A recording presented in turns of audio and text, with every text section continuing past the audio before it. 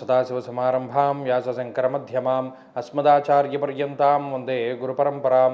జ్యోతిషాస్త్రాన్ని భావితరాల వారికి ప్రసాదించిన ఋషుల యొక్క పాదపద్మాలకి నమస్కారం చేసుకుంటూ, అలాగే నాకు ఈ జ్యోతిష విద్యను నేర్పిన గురువర్యులు జ్యోతిష బ్రహ్మ కీర్తిశేషులు శ్రీ ఈరంకి సూర్యనారాయణమూర్తి గారు, సూర్యశ్రీ దైవజ్ఞ గారి యొక్క పాదపద్మాలకి నమస్కారం చేసుకుంటూ, ఓం శ్రీ మహాగణాధిపతే నమః, శ్రీ గురుభ్యో నమః, హరి ఓం. వీక్షకులందరికీ నమస్కారం.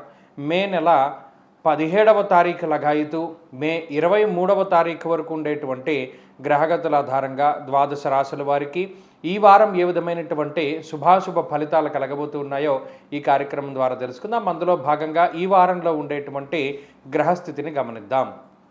ఈ వారంలో కుజుడు మేషరాశి యందు సంక్రమణంలో ఉండగా, రవి బుధులు వృషభ రాశి యందు, గురు శుక్రులు మిథున రాశి యందు, శనేశ్వరుడు మీనరాశి యందు, అలాగే రాహుకేతువులు కుంభము అలాగే సింహరాశి యందు సంక్రమణంలో ఉన్నారు. ఈ వారంలో కాలసర్పదోషము, సంపూర్ణమైనటువంటి కాలసర్పదోషం అనేటువంటిది సంభవించింది.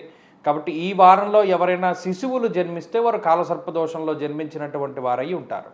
అలాగే చంద్రుడు కూడా ఈ వారంలో వృషభ రాశి మొదలు సింహరాశి వరకు సంక్రమణంలో ఉన్నారు.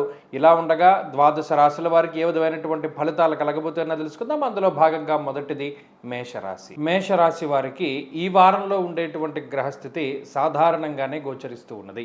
ఈ వారంలో ఏర్పడ్డటువంటి సంపూర్ణ కాల సర్పము ఈ రాశి వారికి లాభస్థానము పంచమ స్థానముల్లో కేంద్రీకృతమై ఉన్నది. కాబట్టి ఆకస్మికంగా జరగవలసినటువంటి పనులన్నీ కూడా ఆగిపోతాయి. అంటే ఈ పలానా ఈ వారంలో మనం ఈ పని ఈ రోజుకి జరుగుతుంది అని అనుకున్నారనుకోండి, అది ఆ రోజు జరగదు, దానికి ఏదో ఒక అవాంతరం వస్తుంది. అలాగే ఈ రాశి వారికి జన్మ రవి యొక్క దోషం పోయింది. జన్మ రవి యొక్క దోషం పోయినంత మాత్రం చేతనే శరీర ఆరోగ్యం మెరుగుపడుతుంది. అలాగే ఈ ఎండ దెబ్బలు, లేకపోతే స్కిన్ ప్రాబ్లమ్స్, లేకపోతే నీరసం నిస్సత్తువ, లేకపోతేనేమో అసహనము అసంతృప్తి, ఇటువంటివన్నీ కూడా తొలగిపోవడానికి అవకాశం ఉంటుంది. కొంత ఉత్సాహంగా జీవనాన్ని గడపడానికి అవకాశం ఉంటుంది. ఇక్కడ ఇంకొక విషయం ఏంటి అంటే, 2వ స్థానమందు రవి బుధులు కూడి ఉన్నారు. జన్మ రాశి యందు కుజుడున్నారు, 12వ స్థానమందు శని ఉన్నారు.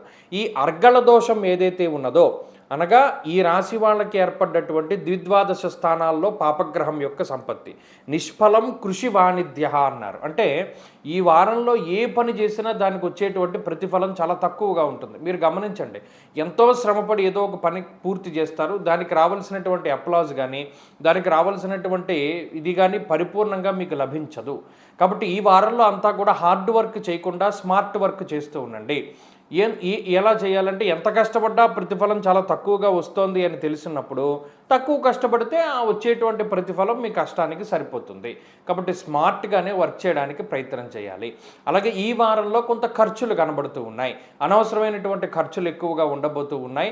అలాగే ధన నష్టము అనేటువంటిది కూడా వాటిల్లేటువంటి ప్రమాదం ఉన్నది.